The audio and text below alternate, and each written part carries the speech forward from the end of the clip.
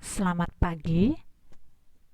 Hari ini kita akan belajar tentang pH pencampuran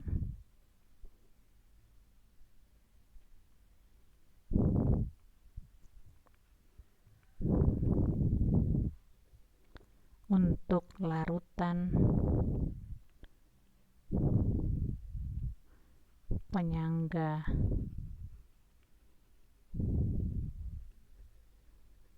asam. pH pencampuran untuk larutan penyangga asam. Jadi dalam pencampuran penyangga asam ini kita akan reaksikan asam dengan basa, itu nanti menghasilkan garam dan air. Ini tetap bereaksi, itu adalah asam dengan basa dan hasilnya adalah garam dan air. Asam di sini yang berperan itu adalah asam lemah. Jadi yang berperan adalah asam lemah. Sedangkan basa biasanya di sini adalah yang berperan basa kuat. Lalu kalau katanya larutan penyangga asam, maka nanti ada istilah mula-mula bereaksi sisa. Dan di dalam reaksinya si asam lemah itu harus bersisa, ya. Nah, harus bersisa. Dan kalau yang bersisa asam kuat, kalau yang bersisa basa kuat, nah itu nanti pakai rumus basa kuat.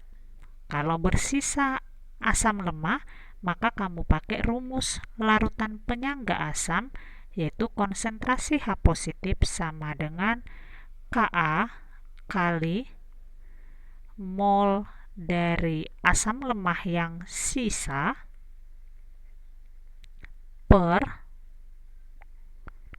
mol garam kali valensi garam. Tapi kalau yang bersisa basa kuat, ini kembali ke rumus basa kuat. Konsentrasi OH negatif sama dengan molaritas kali valensi. Molaritas basa kali valensi basa. Itu kalau yang bersisa basa kuat. Tetapi karena kita di sini bicara tentang larutan penyangga asam, maka yang bersisa haruslah yang asam lemah. Baik, kita lihat contoh soalnya. Perhatikan di bukumu halaman 204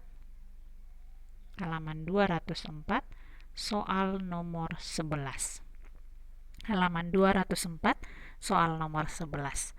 Jika 100 ml larutan HCN asam sianida 0,1 molar, harga Ka-nya 7 kali 10 pangkat minus 3, dicampurkan dengan 100 ml larutan NaOH 0,05 molar, maka pH yang terjadi adalah, nah ini jelas HCN itu adalah asam lemah bereaksi dengan basa NaOH, maka kamu harus cari apa hasil dari reaksinya. Nah, ingat mendapatkannya, maka harus tahu dulu memisahkan, mengionisasikan. HCN kalau diionisasi itu jadi H positif dan Cn negatif. Sedangkan NaOH kalau diionisasi itu jadi Na positif dan OH negatif. Gabungkanlah yang positif dengan negatif, logam dengan sisa asam. Itu jadilah NaCN. Bereaksi positif dengan negatif sama-sama muatannya satu, maka dia hanya jadi NaCN. Terus H positif dengan OH negatif jadilah H2O. Jadilah H2O. Lalu katanya si HCN, kita cari mol dari HCN. Itu rumusnya molar kali volume. HCN itu sebanyak 0,1 molar dikali volumenya sebanyak 100 ml. 0,1 kali 100 itu adalah 10 mili, berarti menjadi ini milimol. Terus mol dari NaOH juga molar kali volume. Nah, karena memang yang diketahui adalah konsentrasi dan volume. Molarnya 0,05 molar, volumenya juga 100 ml, 0,05 kali 100 itu adalah 5 milimol. 5 milimol. Sudah dapat ini, baru kita masukkan ke rumus bereaksi, rumus mula-mula bereaksi sisa. Tadi yang direaksikan adalah HCN dengan NaOH. Hasilnya tadi NaCN ditambah H2O. Memastikan reaksimu sudah benar atau tidak, maka kamu harus cek sudah setarakah kiri dengan kanan. Selalu mulai dari logam. Logamnya di sini adalah Na. Na di kiri sebanyak 1, di kanan 1, sudah pas. Lalu C di kiri 1, di kanan 1, sudah pas. N di kiri 1, di kanan 1, sudah pas. H di kiri 1 tambah 1, 2, di kanan juga 2. O di kiri 1, di kanan juga 1. Jadi ini sudah setara. Kita masuk mula-mula bereaksi sisa. Mula-mula bereaksi sisa. Lalu tarik garisnya. Ya, kalau sudah dibuat mula-mula bereaksi sisa, tarik garisnya. Tadi mula-mula HCN 0,1 molar 100 ml sebanyak 10 milimol. Ingat satuannya ini 10 milimol ya. Terus NaOH 0,05 molar kali 100 ml sebanyak 5 milimol. Kita cari mol pereaksi. Mol pereaksi pembatas. Yang menjadi pereaksi pembatas,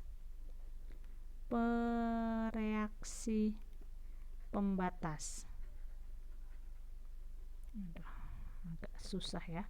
Pereaksi pembatas itu syaratnya yang punya harga mol per koefisien yang paling kecil. Yang punya harga mol per koefisien yang paling kecil. Lihat di dalam soalnya.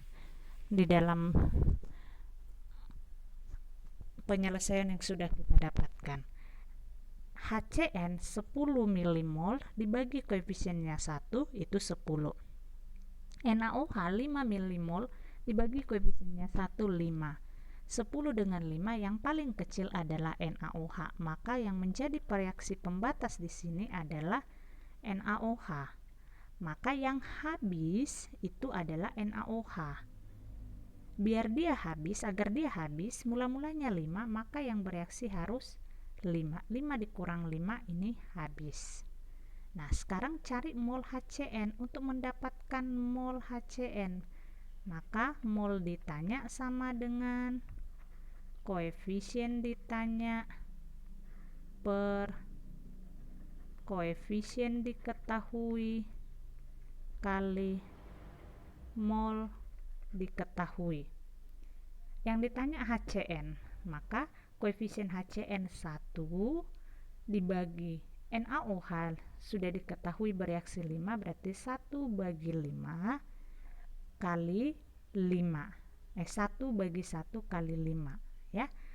Yang diketahui koefisien HCN 1 per koefisien NaOH 1 kali 5, berarti 1 per 1 kali 5 itu bereaksi adalah 5.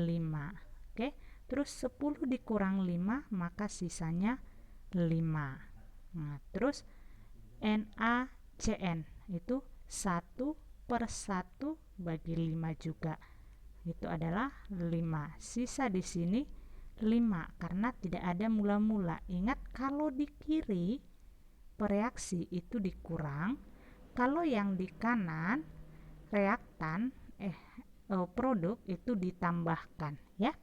Jadi 0 tambah 5, 5, terus H2O 1 per 1 kali 5 itu 5, maka sisanya juga 5. Dan lihat di sini yang bersisa, sebentar.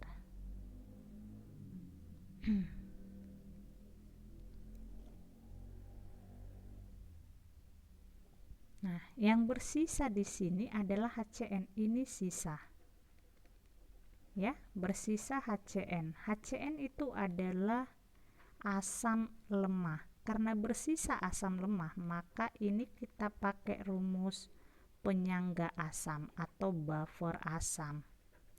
Ya, karena bersisa asam lemah, maka kita pakai rumus buffer asam. Jadi nanti kalau kamu ketemu soal yang bersisa basa lemah, maka itu pakai rumus buffer basa. Oke. Nah, itu untuk rumusannya. Sekarang kita lihat untuk penyelesaiannya. Tadi bersisa basa asam lemah, maka pakai rumus penyangga asam. Konsentrasi H positif sama dengan Ka kali mol asam lemah sisa per mol garam kali valensi garam. Harga Ka-nya di bukumu ada 7 kali 10 pangkat minus 3.